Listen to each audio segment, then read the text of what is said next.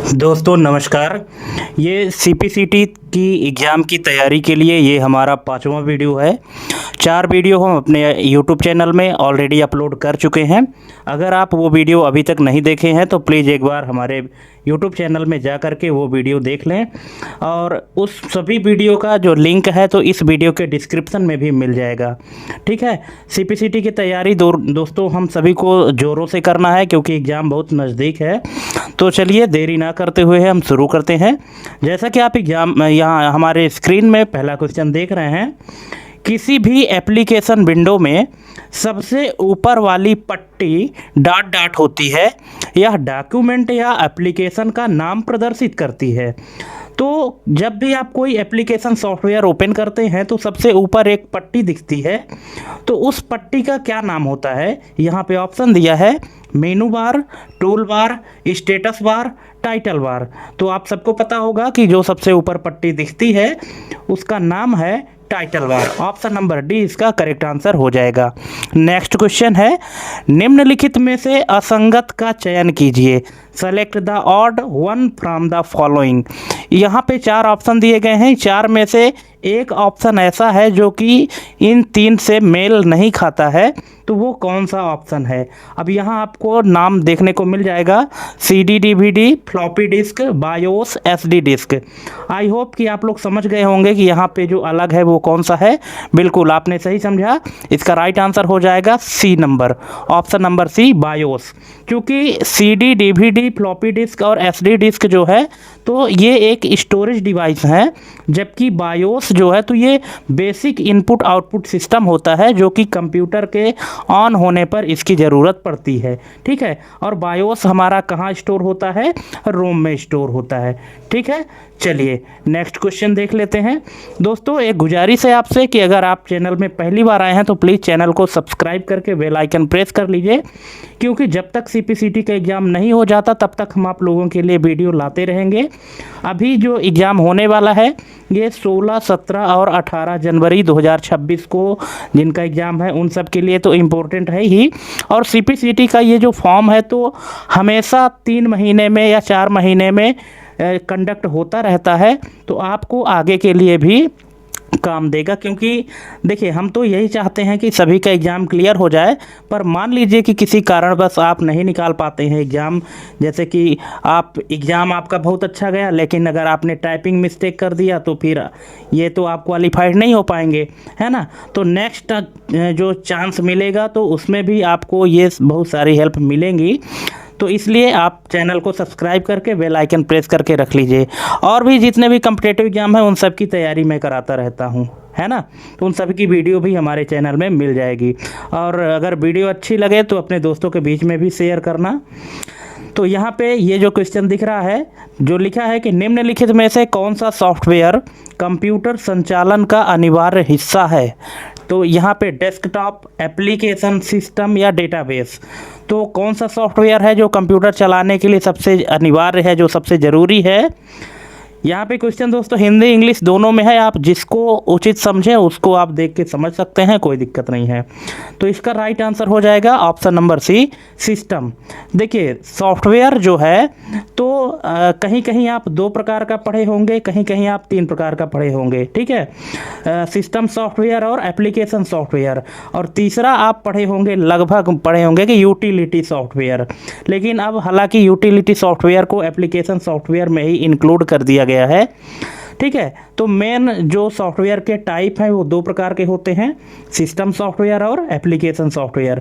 तो system software ऐसा software होता है जो कि कंप्यूटर को चलाने के लिए बहुत ही इम्पोर्टेंट होता है। अगर आपके कंप्यूटर में कितना भी एप्लीकेशन सॉफ्टवेयर रहे, लेकिन अगर सिस्टम सॉफ्टवेयर नहीं है, जैसे कि ऑपरेटिंग सिस्टम, अगर ऑपरेटिंग सिस्टम ही नहीं है तो फिर आपके एप्लीकेशन सॉफ्टवेयर किसी काम के नहीं है ना। और ऑपरेटिंग सिस्टम किस प्रकार का है, सिस्टम सॉफ्टवेयर है। ठीक है। आई होप कि आप समझ गए होंगे। नेक्स्ट है बाइनरी अनुक्रम 10111 का दशमलव मान डॉट डॉट है ना। यहाँ पे जो बाइनरी नंबर दिया गया है इस बाइनरी का डेसिमल क्या होगा। तो इसका राइट आंसर हो जाएगा दोस्तों ऑप्शन नंबर ए, 23। ठीक है। 23 जो है तो ये 23 की बाइनरी है 10111, ठीक है। नंबर कन्वर्जन अगर आपको नहीं आता है तो कमेंट करिएगा, तो हम आपको सिखाएंगे कि कैसे नंबर कन्वर्जन होता है। नेक्स्ट क्वेश्चन है, कंप्यूटर स्क्रीन पर पॉइंटर को किस इनपुट डिवाइस से नियंत्रित किया जाता है? कंप्यूटर की स्क्रीन में जो पॉइंटर दिखता है किस इनपुट डिवाइस से कंट्रोल किया जाता है? तो इसको करते हैं दोस्तों माउस से। ऑप्शन नंबर डी इसका करेक्ट आंसर हो जाएगा। नेक्स्ट है, किसी दस्तावेज की हार्ड कॉपी ... होती है। किसी दस्तावेज की हार्ड कॉपी क्या होती है? इसको कहते हैं प्रिंटर द्वारा मुद्रित, प्रिंटेड बाय अ प्रिंटर, ठीक है। जो हार्ड कॉपी हमको मिलती है, जो प्रिंटर द्वारा प्रिंटिंग हमको मिलती है, उसी को तो हम हार्ड कॉपी कहते हैं। अदरवाइज जब तक प्रिंट नहीं हुआ रहता तो वो हमारा सॉफ्ट कॉपी कहलाता है, ठीक है। दोस्तों क्वेश्चन क्या है कि लॉजिकली है, लॉजिक बेस पर है। अगर आप थोड़ा सा दिमाग लगाएंगे तो अच्छे नंबर प्राप्त कर सकते हैं। नेक्स्ट क्वेश्चन है, इंस्टॉलेशन फाइल आपके कंप्यूटर पर ... प्रारूप में सहेजी जाएगी। The installation file will be saved to your computer in ... format। जो फाइल आप इंस्टॉल करते हैं, कोई भी सॉफ्टवेयर जब अपने कंप्यूटर में इंस्टॉल करते हैं तो उस फाइल का जो फॉर्मेट होता है तो वो क्या होता है? तो वो होता है दोस्तों .exe, है ना। .exe फाइल जो होती है उसी को हम इंस्टॉल करते हैं, और exe का फुल फॉर्म जो होता है वो होता है एग्जीक्यूटेबल फाइल, ठीक है। ऑप्शन नंबर ए इसका करेक्ट आंसर हो जाएगा। नेक्स्ट है, MS वर्ड 2019 तालिका में असीमित पंक्तियां और अधिकतम ... स्तंभ हो सकते हैं। अब यहाँ पे देखिए कुछ ज़्यादा ही हिंदी बोल दिया है, इसलिए आप थोड़ा सा इसको इंग्लिश में भी पढ़ लें तो अच्छे से समझ में आ जाएगा कि पूछ क्या रहा है। An MS Word 2019 table can have unlimited rows and maximum of ... column, ठीक है। MS वर्ड में टेबल के बारे में पूछा है कि टेबल में असीमित रो और अधिकतम कॉलम कितने हो सकते हैं, ठीक है। रो तो असीमित हो सकती है, जितनी आप बनाना चाहें उतनी हो सकते हैं, लेकिन कॉलम असीमित नहीं है। कॉलम की एक संख्या है, जो अधिकतम आप कितने कॉलम बना सकते हैं वो है 63, ठीक है। आपको एग्जाम में ये पूछ सकता है कि जब आप MS वर्ड में टेबल बनाते हैं तो टेबल बनाते समय कॉलम की अधिकतम संख्या आप कितनी रख सकते हैं? तो ये दोस्तों 63 से ऊपर कॉलम आप नहीं रख सकते हैं। रो की संख्या असीमित है, रो आप कितनी भी बना सकते हैं, ठीक है, लेकिन कॉलम 63 ही रहेगा। चलिए नेक्स्ट क्वेश्चन है, US मेल पर जिप कोड को एनकोड करने में प्रयुक्त होने वाला बार कोड है? तो ये है पोस्टनेट। ऑप्शन नंबर सी इसका करेक्ट आंसर हो जाएगा। नेक्स्ट है, कौन सी प्रणाली विश्वसनीयता और गोपनीयता के कानूनी मुद्दे उठाती है? तो ये है बायोमेट्रिक प्रणाली। ऑप्शन नंबर बी इसका करेक्ट आंसर हो जाएगा, बायोमेट्रिक सिस्टम, ठीक है। नेक्स्ट है, जीमेल आपको प्रति ईमेल ... आकार तक की फाइलें संलग्न करने की सुविधा देता है। जो जीमेल अकाउंट है जिसमें आप जीमेल में अपनी आईडी बनाते हैं ना, तो वो कितने साइज की फाइल जो है तो अटैच करने की सुविधा देता है। उस फाइल की मैक्सिमम साइज क्या होनी चाहिए, ठीक है। तो यहाँ पे इसका राइट आंसर हो जाएगा 25 MB। 25 MB जो है, 25 MB तक की फाइल को आप क्या कर सकते हैं, अटैच कर सकते हैं अपने जीमेल अकाउंट में, ठीक है। चलिए नेक्स्ट क्वेश्चन है, डिफ़ॉल्ट रूप से MS वर्ड 2019 दस्तावेज में वर्तनी की त्रुटि को ... लहरदार रेखा से रेखांकित किया जाता है, ठीक है। आप समझ गए होंगे हम किसकी बात कर रहे हैं कि by default in MS Word 2019 document spelling mistake is highlighted with AN ... wavy line, ठीक है। जब आप MS वर्ड में कोई चीज़ टाइप करते हैं और अगर उसमें कोई ग्रामर की त्रुटि हो जाती है, ठीक है, उसकी ग्रामर की हो गई और यदि मान लीजिए कि स्पेलिंग मिस्टेक हो गई, तो इनके नीचे कुछ ना कुछ पहचान होती है एक लाइन के माध्यम से, तो उसी के बारे में पूछ रहा है। तो देखिए, जब हमारी ग्रामर में कोई त्रुटियां होती है उसके लिए अलग कलर की लाइन होती है, और जब स्पेलिंग मिस्टेक होता है उसके लिए अलग लाइन है। ठीक है, तो जब स्पेलिंग की गलती होती है उसमें होता है लाल कलर की लाइन, नीचे जो जिगजैग की लाइन होती है वो रेड लाइन होती है, और जब ग्रामर मिस्टेक होता है तो ग्रीन लाइन होती है। आप इसको इस तरह से भी याद कर सकते हैं कि जी से ग्रामर और जी से ग्रीन। ठीक है, तो अगर ग्रीन लाइन आती है तो ग्रामर मिस्टेक, और यदि रेड लाइन आती है तो स्पेलिंग मिस्टेक। ठीक है, चलिए नेक्स्ट क्वेश्चन है, एमएस वर्ड 2016 में स्पेलिंग और ग्रामर चेक रिव्यू टैब के डॉट डॉट समूह में उपलब्ध होता है। तो ग्रामर और स्पेलिंग चेकिंग के लिए जो रिव्यू टैब के किस ग्रुप में आता है, वो आता है दोस्तों प्रूफिंग ग्रुप में। ऑप्शन नंबर बी इसका करेक्ट आंसर हो जाएगा। रिव्यू टैब के प्रूफिंग ग्रुप में जब आप जाएंगे तब आपको स्पेलिंग और ग्रामर का ऑप्शन मिलेगा। नेक्स्ट है, निम्नलिखित में से कौन सा कंप्यूटर सिस्टम का आउटपुट डिवाइस है? तो यहाँ डायरेक्ट लिखा हुआ है option number A monitor. Monitor ही है आउटपुट डिवाइस, और बाकी तो सभी इनपुट डिवाइस या पॉइंटिंग डिवाइस है। नेक्स्ट है, अधिकांश उत्पादों में मुद्रित रेखा का पैटर्न डॉट डॉट को संदर्भित करता है। तो किसको संदर्भित करता है? जो प्रोडक्ट होते हैं उसमें जो पैटर्न प्रिंट होते हैं तो किसको संदर्भित करता है? तो ये करता है बार कोड को। Option number B. आप देखे होंगे कि जो प्रोडक्ट होते हैं उन प्रोडक्ट में बार कोड की लाइन बनी होती है, खड़ी लाइन होती है ब्लैक एंड वाइट में, और उसके नीचे कुछ नंबर लिखा होता है, उसको बार कोड कहते हैं। नेक्स्ट है, कौन सी डिवाइस कंप्यूटर को इंटरनेट से जोड़ने के लिए उपयोग की जाती है? तो ये है दोस्तों modem. Option number D. Modem जो होता है तो कंप्यूटर में इंटरनेट चलाने के लिए यूज किया जाता है। नेक्स्ट है, एमएस एक्सेल 2019 का कौन सा फंक्शन कई मानदंडों को पूरा करने वाले तर्कों को जोड़ने के लिए उपयोग किया जाता है? Which function of MS Excel 2019 add arguments meeting multiple criteria? ठीक है, तो जब किसी भी फंक्शन में हम कई सारे कंडीशन अप्लाई करते हैं और तब जाके अपना आर्गूमेंट पास करते हैं तो वो कौन सा फंक्शन है? तो ये है दोस्तों सम इफ्स, है ना। ऑप्शन नंबर सी इसका करेक्ट आंसर हो जाएगा। सम IFS, सम इफ्स नाम का जो फंक्शन है इसमें कई सारे कंडीशन हम ऐड कर सकते हैं और अपने आर्गूमेंट पास कर सकते हैं मल्टीपल, और अपना रिजल्ट जो है तो प्राप्त कर सकते हैं। बाकी सभी जो फंक्शन है वो भी फंक्शन ही है, लेकिन क्वेश्चन के हिसाब से इसका करेक्ट आंसर यही होगा, ऑप्शन नंबर सी। नेक्स्ट है, उस प्रिंटर को क्या कहा जाता है जो प्रिंटिंग हेड और पेपर को अक्षर निर्माण के लिए एक साथ काम करता है? तो उसको कहते हैं impact printer. Option number A इसका करेक्ट आंसर हो जाएगा। नेक्स्ट है, इम्पैक्ट और नॉन इम्पैक्ट प्रिंटर के बीच क्या अंतर है? तो ये है ऑप्शन नंबर सी। क्या है इन्हें दोनों में अंतर?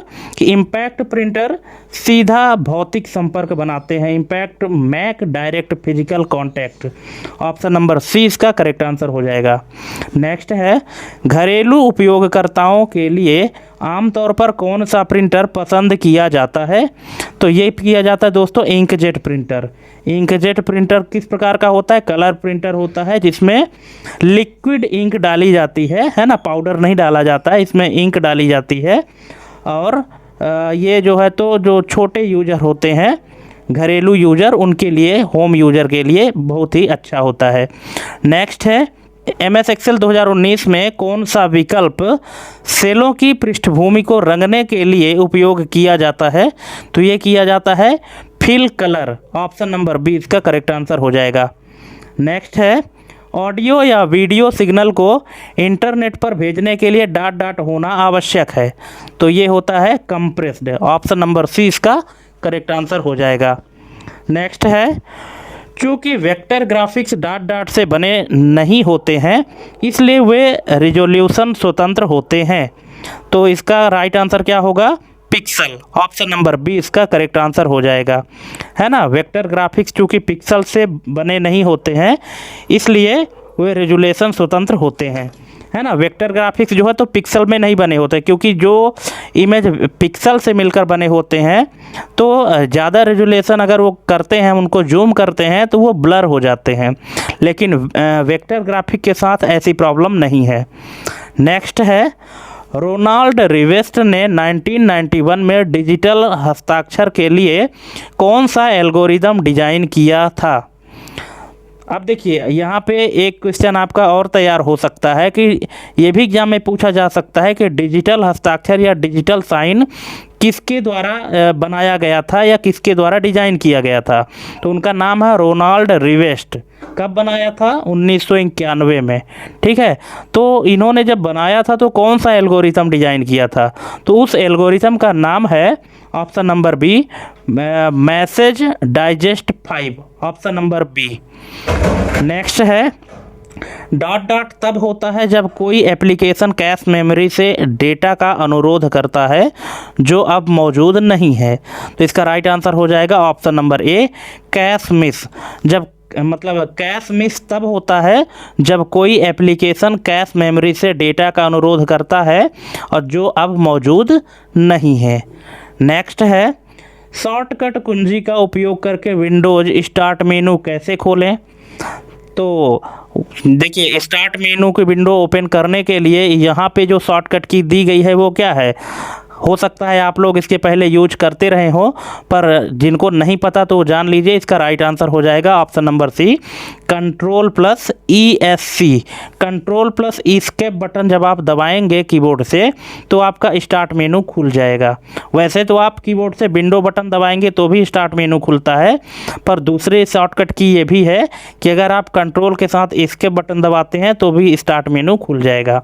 नेक्स्ट है, निम्नलिखित में से क्या फाइल सिस्टम के भीतर फाइल की पहचान करता है।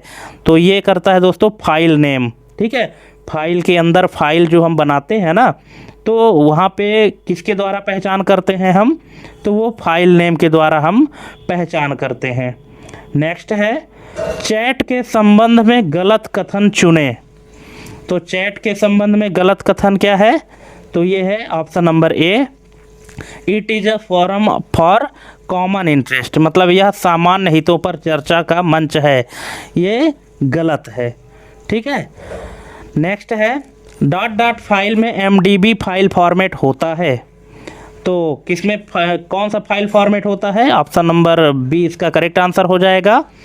MS एक्सेस डेटाबेस फाइल में MDB फाइल फॉर्मेट होता है। ठीक है, ये आपको ध्यान रखना है। जो MDB फाइल फॉर्मेट होता है वो MS एक्सेस डेटाबेस फाइल में होता है। नेक्स्ट है, कौन सी दोष विशेषता दोषों को ठीक करने के क्रम को दर्शाती है? तो ये करती है प्रायोरिटी, ऑप्शन नंबर सी इसका करेक्ट आंसर हो जाएगा। Which defect characteristics indicate the order to fix defect. तो ये है priority, option number C. Next है, ईमेल संदेशों के भंडारण क्षेत्र को डॉट डॉट कहा जाता है। ठीक है, the storage area for email message is called, उसको कहते हैं मेल बॉक्स। ठीक है, ईमेल में जो भी मैसेज आता है और जहां स्टोर होता है उस बॉक्स को कहते हैं मेल बॉक्स। ठीक है, ऑप्शन नंबर बी इसका करेक्ट आंसर हो जाएगा। नेक्स्ट है, त्वरित संदेशन जिसको इंस्टेंट मैसेजिंग कहते हैं। इंस्टेंट मैसेजिंग से क्या तात्पर्य है? तो इससे तात्पर्य है कि वास्तविक समय में पाठ प्रेषण यानी real time text transmission, option number ए। नेक्स्ट है, कौन से उत्पाद सामान्यतः B2C ई कॉमर्स के लिए उपयुक्त नहीं है? कौन सा जो प्रोडक्ट है जो business to customer e commerce के लिए उपयुक्त नहीं है? तो ये है औद्योगिक वस्तुएं, ऑप्शन नंबर डी इसका करेक्ट आंसर हो जाएगा।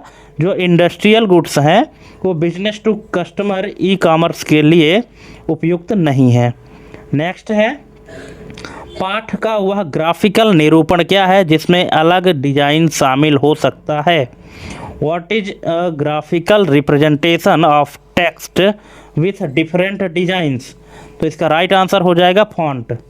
ठीक है, पाठ का वह ग्राफिकल निरूपण क्या है जिसमें अलग डिजाइन शामिल हो सकता है?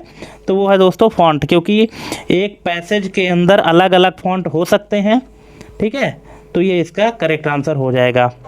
नेक्स्ट है, वेबकास्टिंग क्या है? तो वेबकास्टिंग क्या है? लाइव वीडियो प्रसारित करना, ब्रॉडकास्टिंग वीडियो लाइव, ठीक है। तो जब लाइव वीडियो प्रसारित होती है उसको वेबकास्टिंग कहते हैं। नेक्स्ट है MS वर्ड 2019 में बुलेटेड सूची जोड़ने के लिए कीबोर्ड शॉर्टकट क्या है? तो ये है Ctrl+Shift+L। ऑप्शन नंबर ए इसका करेक्ट आंसर हो जाएगा कि जब Ctrl+Shift+L आप प्रेस करेंगे तो बुलेट सूची जुड़ जाएगी हमारे MS वर्ड में। नेक्स्ट है यदि रवि अलग अलग कंपनियों को पते के साथ एक ही मेल भेजना चाहता है तो उसको क्या करना चाहिए? उसे मेल मर्ज यूज करना चाहिए, ऑप्शन नंबर सी। नेक्स्ट है MS पावरपॉइंट 2019 में डॉट डॉट पूर्ण स्क्रीन पर स्लाइड प्रदर्शित करता है, तो ये करता है slide show. Slide show option में जब आप क्लिक करेंगे तो आपकी जो स्लाइड है वो पूरे स्क्रीन में शो हो जाएगी, डिस्प्ले हो जाएगी। नेक्स्ट है OSI मॉडल, OSI मॉडल में निचली लेयर से ऊपरी लेयर तक जाने पर हेडर क्या होता है? हटा दिए जाते हैं, ऑप्शन नंबर डी, ठीक है। निचली लेयर से ऊपरी लेयर तक जाने में हेडर हटा दिए जाते हैं। नेक्स्ट है कंप्यूटर नेटवर्किंग में UDP का अर्थ क्या है? तो UDP का अर्थ है user datagram protocol, option number D इसका करेक्ट आंसर हो जाएगा, यूजर डेटाग्राम प्रोटोकॉल। नेक्स्ट है MS वर्ड 2019 में पेज ओरिएंटेशन के प्रकार। पेज ओरिएंटेशन कितने प्रकार का होता है? 2 होता है, कौन कौन सा? पोर्ट्रेट और लैंडस्केप, ऑप्शन नंबर 20 का करेक्ट आंसर हो जाएगा। नेक्स्ट है 10 GB तक की फाइल आकार की सुविधा देने वाली वेबसाइट कौन सी है? तो ये है megaupload.com, ऑप्शन नंबर सी इसका करेक्ट आंसर हो जाएगा। नेक्स्ट है वर्कशीट में एक रो और एक कॉलम का प्रतिच्छेदन क्या कहलाता है? तो ये कहलाता है दोस्तों सेल, ऑप्शन नंबर सी इसका करेक्ट आंसर हो जाएगा।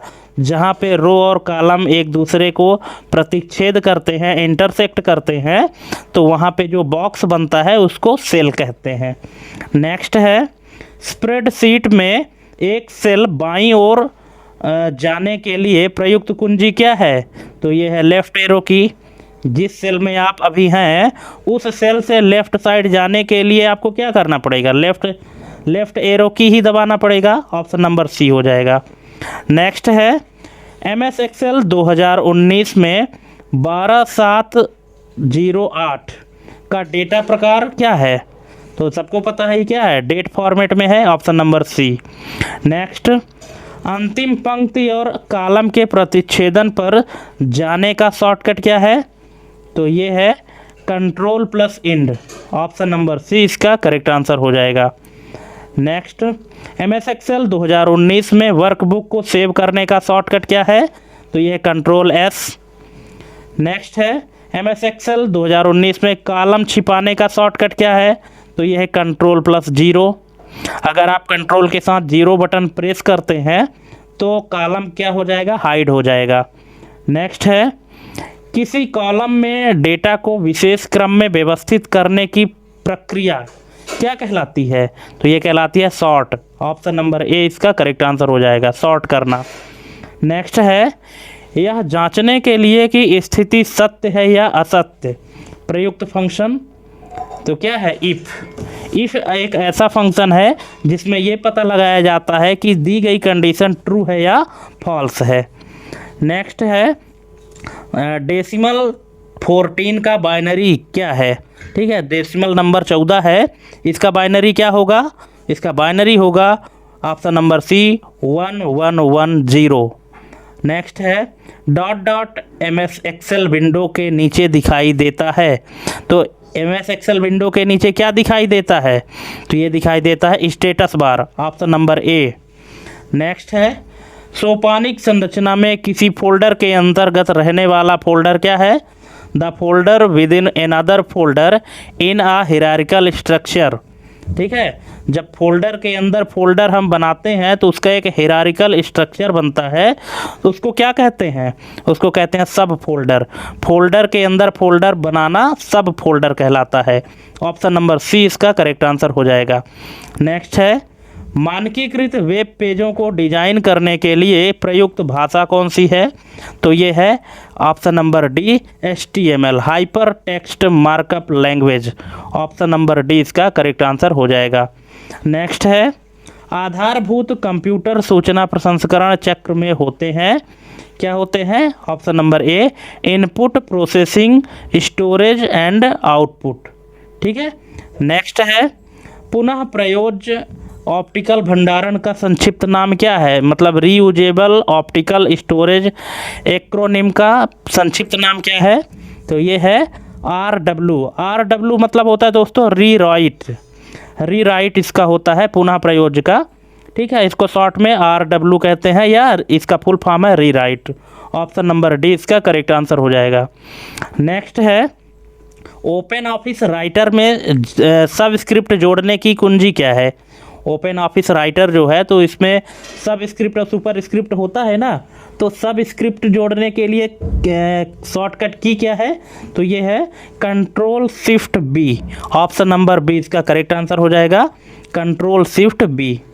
नेक्स्ट है, निम्न में से कौन सा आउटपुट डिवाइस नहीं है?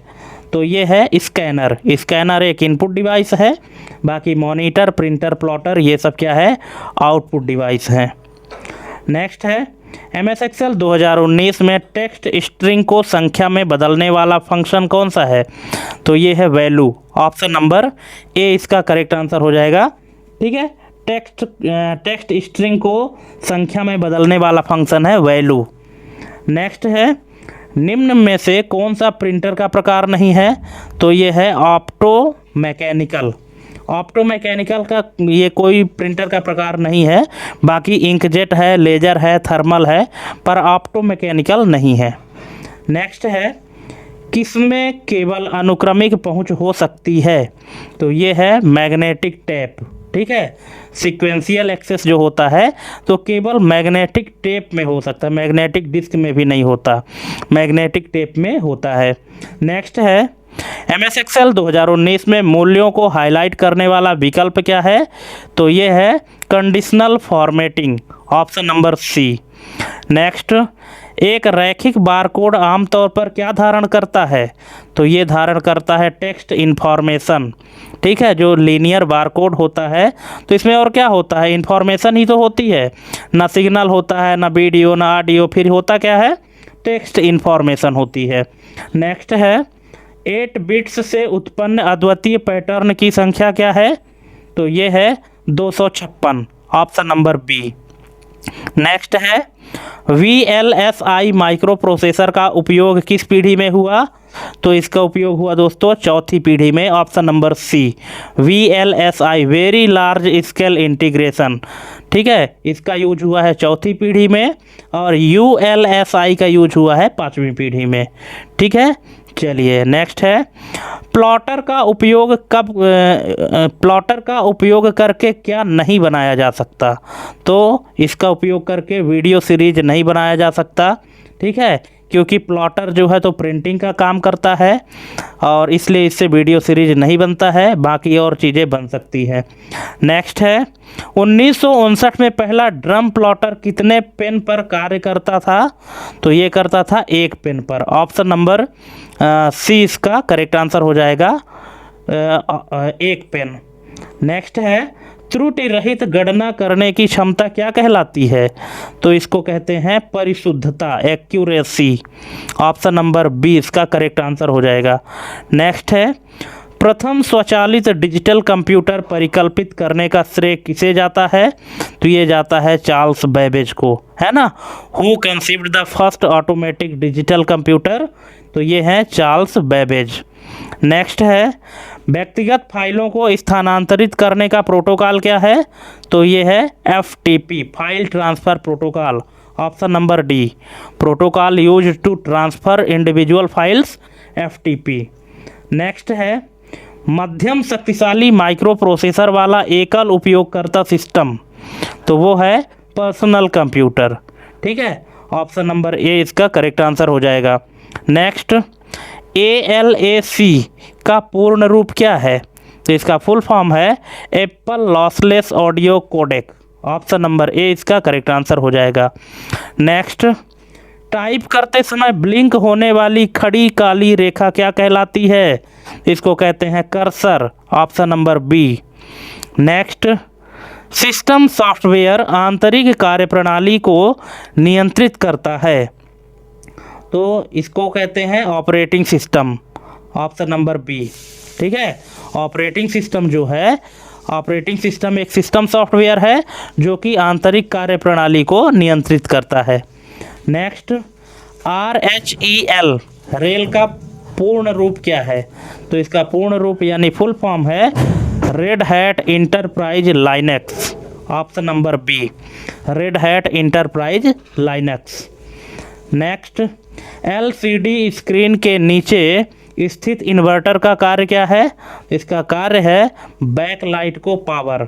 ऑप्शन नंबर ए, बैकलाइट को पावर सप्लाई करना। नेक्स्ट, निम्न में से कौन सा ट्रांसलेटर प्रोग्राम नहीं है? तो ये है लोडर। ठीक है, कंपाइलर, असेंबलर और इंटरप्रेटर ये तीनों ट्रांसलेटर हैं, लेकिन लोडर जो है तो ट्रांसलेटर प्रोग्राम नहीं है। नेक्स्ट है, बहुत से ऑपरेटिंग सिस्टम में डायरेक्टरी की संरचना पदानुक्रमित होती है। ऑप्शन नंबर ए, हायरार्किकल होती है। ठीक है, बहुत से ऑपरेटिंग सिस्टम में डायरेक्टरी की संरचना हायरार्किकल होती है। ऑप्शन नंबर ए इसका करेक्ट आंसर हो जाएगा। नेक्स्ट है, याहू मैसेंजर डेटा फाइल का एक्सटेंशन क्या होता है? तो ये होता है .ysp। Option number C, .ysp इसका एक्सटेंशन होता है याहू मैसेंजर का।